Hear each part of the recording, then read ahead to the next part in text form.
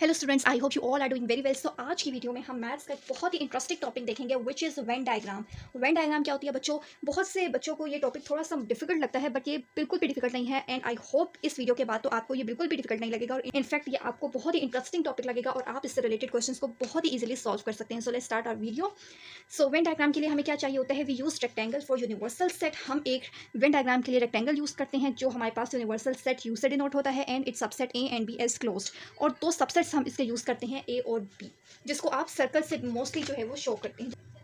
Okay, so Venn diagrams में हमारे पास 3 types हो जाती हैं। डिसजॉइंट सेट्स होते हैं, ओवरलैपिंग सेट्स होते हैं और कंटेनमेंट सेट्स होते हैं। ठीक है, डिसजॉइंट सेट्स का क्या मतलब है? डिसजॉइंट सेट्स का मतलब है ऐसे सेट्स जो आपस में कंबाइन ना हुए हुए हों। ठीक है, यानी कि इनमें कोई भी चीज़ कॉमन ना हो, ए और बी सेपरेट हैं।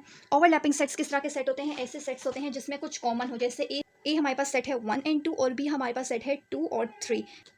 सो इसमें कॉमन क्या रहा है? 2। तो ये हमारे पास ओवरलैपिंग सेट्स है। डिसजॉइंट सेट्स किस तरह का हो सकता है? ए हमारे पास है 1 एंड 2 और बी हमारे पास है 3 एंड 4। इसका मतलब है ये डिसजॉइंट है, इसमें कुछ भी कॉमन नहीं है। Third is containment. कंटेनमेंट का क्या मतलब होता है? ऐसा सेट जो पूरा का पूरा दूसरे सेट में कंटेन कर रहा हो। कैसे? ए हमारे पास है 1 एंड 2 और बी हमारे पास है 1 2 3 एंड 4। सो ए सेट के दोनों एलिमेंट जो हैं वो बी सेट में होल्ड कर रहे हैं, कंटेन कर रहे हैं, आ रहे हैं। इसका मतलब है कि ए जो है वो फुली कंटेन करता है सेट बी में। इसी तरीके से अब हम इन तीनों टाइप्स के सेट्स को अगर वेन डायग्राम में शो करेंगे तो उनकी नोटेशन किस तरह होगी वो देख लेते हैं। सो डिसजॉइंट सेट्स अगर हमारे पास गिवन है, यानी कि इस तरह के सेट्स हैं जिसमें कुछ भी कॉमन नहीं है और आपने उनकी वेन डायग्राम बनानी है, यानी कि हमने उसका यूनियन शो करना है। तो यूनियन में हमारे पास क्या आएगा? इन दोनों में कोई भी चीज़ कॉमन नहीं है। सो यूनियन में हम क्या कर लेंगे? यूनियन का मतलब होता है वो सारे एलिमेंट्स जो ए और बी में हो, यानी कि ए का पूरा सेट हमारे पास आ जाएगा, बी का पूरा सेट हमारे पास आ जाएगा।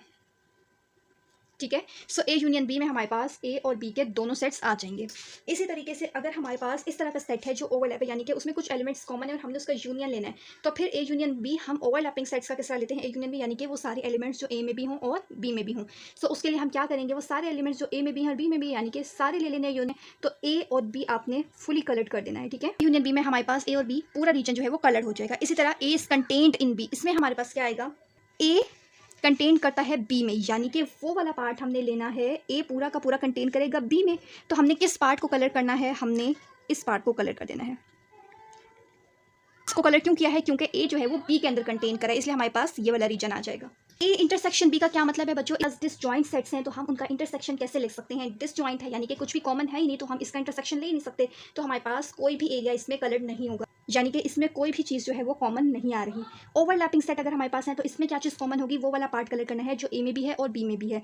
तो ये वाला वो पार्ट है जो ए में भी आ रहा है, ए का पार्ट है, और ये वाला पार्ट है जो बी में भी आ रहा है, यानी कि सिर्फ इतने पार्ट को हमने कलर कर देना है। पार्ट ए के अंदर भी आ रहा है, ए का जो सर्कल है उसके अंदर भी आ रहा है, और बी का जो सर्कल है उसके अंदर भी आ रहा है, यानी कि दोनों में हमारे पास ये वाला पार्ट कॉमन आ रहा है। तो इंटरसेक्शन बी का मतलब ही बेसिकली यही होता है कि वो वाला पार्ट जो दोनों में कॉमन हो। क्या करना है? ए इज कंटेन इन बी, यानी कि उस पार्ट को कलर करना है जिसमें ए जो है वो बी के अंदर आ रहा है। तो वो कौन सा पार्ट है? ए इंटरसेक्शन बी लेना है हमने, और किस तरीके का सेट ले रहे हैं? जिसमें ए जो कंटेन कर रहा है बी में। तो इस तरीके के सेट में हमारे पास इंटरसेक्शन बी क्या बन सकता है? वो वाला पार्ट जो ए में भी हो और बी में भी हो। तो ये वो पार्ट है हमारे पास जो ए में भी है, के अंदर भी आ रहा है और बी के अंदर भी आ रहा है। बी के अंदर ही ए बना हुआ है, तो वो पार्ट हम कलर करेंगे, वही बी के अंदर भी कलर हो जाएगा, वही बी का भी पार्ट होगा। तो इस तरीके से इंटरसेक्शन को हम कर लेते हैं। और इसका अगर हम ऊपर वाला कोई पार्ट देखें तो इसमें हमने सिर्फ ए इज कंटेन इन बी को कलर किया था। क्या फाइंड करना था? हमने इसका यूनियन फाइंड करना है, यानी कि अगर हमारे पास कंटेनमेंट सेट गिवन है तो ए यूनियन बी क्या बनेगा?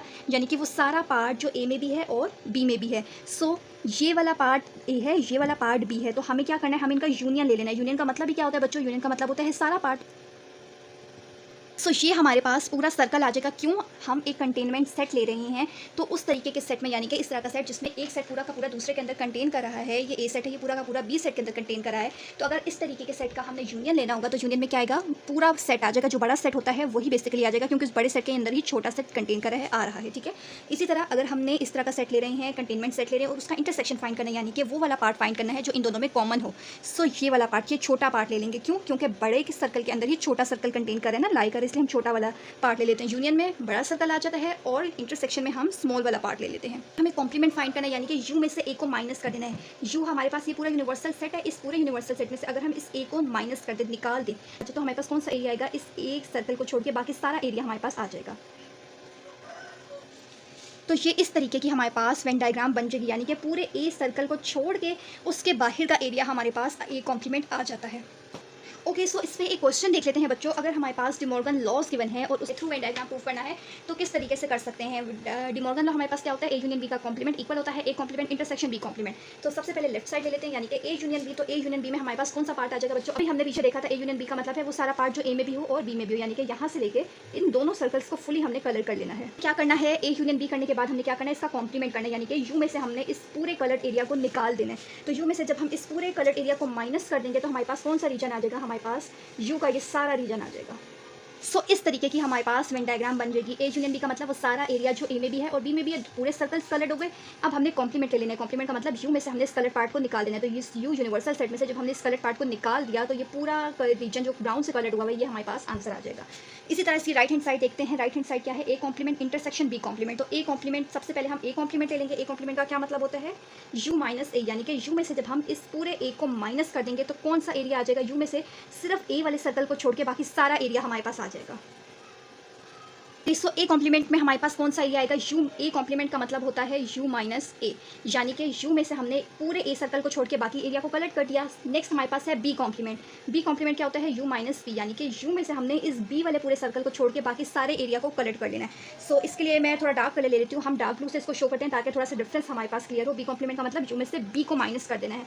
सो सिर्फ बी वाले सर्कल को छोड़ के बाकी सारे एरिया को आपने कलर कर देना है। सो मैं इसको लाइनिंग से शो करती हूँ ताकि हमें डिफरेंस जो है ना वो कुछ पता चल सके। सो इस तरीके का कुछ हमारे पास बी कॉम्प्लीमेंट आएगा, यानी कि यू में से हमने सारा एरिया ले लिया है सिवाय हमने बी वाले सर्कल को छोड़ के, बी वाला पूरा सर्कल ये वाला हमने छोड़ दिया है। कॉम्प्लीमेंट बच्चों हमारे पास क्या आ गया था, यू माइनस ए, यानी कि यू में से हमने ए का पार्ट निकाल दिया था जिसको हमने पर्पल से हाईलाइट किया है, वो वाला पार्ट आ जाएगा। बी कॉम्प्लीमेंट क्या था, यू माइनस बी। यू में से हमने बी वाले सर्कल को पूरा एक्सक्लूड कर दिया है। बी वाले सर्कल को अगर आप माइनस कर दें तो आपके पास क्या आ जाएगा, जो ब्लू लाइन से हमने शो किया ये वाला रीजन आ जाएगा। अब करना क्या है, वो वाला पार्ट लेना है जो ए कॉम्प्लीमेंट यानी कि पर्पल वाले हिस्से में और इस ब्लू लाइन से जो हमने शो किया है इन दोनों में कॉमन हो। तो कॉमन आपके पास वो वाला रीजन आएगा जिसमें ये दोनों चीज़ें, यानी कि पर्पल पार्ट भी आ रहा हो, पर्पल कलर भी हो और ये ब्लू लाइंस भी हो। तो हमारे पास कौन सा रीजन है जिसमें ये दोनों चीज़ें, आप ध्यान से देखिए। ए वाले पार्ट में सिर्फ हमारे पास ये ब्लू लाइंस हैं और बी वाले पार्ट में हमारे पास ये पर्पल कलर हुआ है, ठीक है। और ये जो बीच का पार्ट है इसमें तो कोई कलर है ही नहीं, इसका मतलब है कि ये तो बिल्कुल भी हमारे पास कॉमन नहीं है। सो कॉमन में हम कौन सा पार्ट लेंगे, यहाँ से लेके पूरा आपके पास यू वाला रीजन आ जाएगा, पूरा हमारे पास यू रीजन आ जाएगा। क्यों, क्योंकि इसमें हमारे पास पर्पल कलर भी है और ब्लू कलर भी है, दोनों कलर से हमारे पास ये रीजन हाईलाइट हुआ है। A complement intersection B complement में हमारे पास कौन सा रीजन आ जाएगा, ये पूरा यू पार्ट आ जाएगा एक्सक्लूडिंग ए एंड बी। क्यों एक्सक्लूडिंग ए एंड बी, क्योंकि ए में हमारे पास सिर्फ लाइन्स हैं, बी में हमारे पास सिर्फ कलर है और इस पार्ट में कुछ भी नहीं है, ठीक है। तो हमने वो लेना होता है जो दोनों में कॉमन हो। तो इस पार्ट में जो बाहर का पार्ट है इसमें कलर भी है और लाइन्स भी हैं, इसलिए हमारे पास इंटरसेक्शन बी कॉम्प्लीमेंट में ये बाहर वाला पार्ट आ गया है। डायग्राम की सेकंड प्रॉपर्टी आपने सॉल्व करनी है और मुझे कमेंट सेक्शन में ज़रूर बताइएगा कि क्या आपसे ये वाली वेन डायग्राम सॉल्व हो पाई है या नहीं। ये आपके पास क्वेश्चन है, ये आप हमारे पास डायग्राम होते हैं, इसको आपने दोनों को शेड करना है और मुझे आंसर ज़रूर बताइएगा कि क्या आपसे ये इजीली सॉल्व हो पाए हैं क्वेश्चन। होप आपको आज की वीडियो अच्छी लगी हो तो video please like and share this video and don't forget to subscribe this channel.